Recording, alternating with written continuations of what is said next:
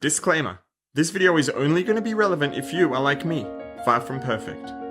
If you are perfect, this video is not for you. If you've never done anything wrong and never missed a chance to do something right, this video is not going to be relevant. For those of us who are not perfect, the 14th day of this Jewish month carries a unique restorative energy that gives us a special chance to really turn things around.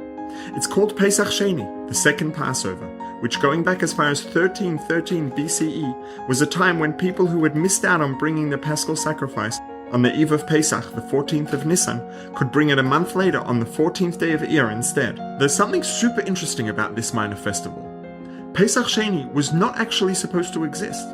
When the people who'd been unable to bring the original Paschal sacrifice during the Exodus from Egypt complained to Moshe that they had missed out, they were granted an additional minor Passover the following month to give them the opportunity to make up for what they'd missed out on. In fact, even someone who was responsible for being unable to bring the original sacrifice when they should have, was still able to make up for it by bringing it the following month.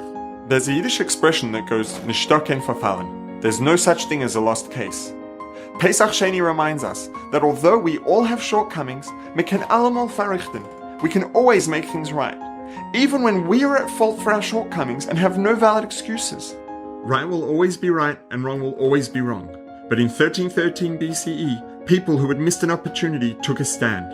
They came and begged for a chance to make things right, and a new festival was created in the calendar for them.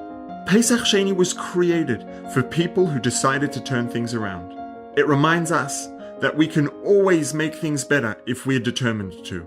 And it is a particularly opportune time for each of us to take concrete steps to redirect ourselves in our individual personal journeys.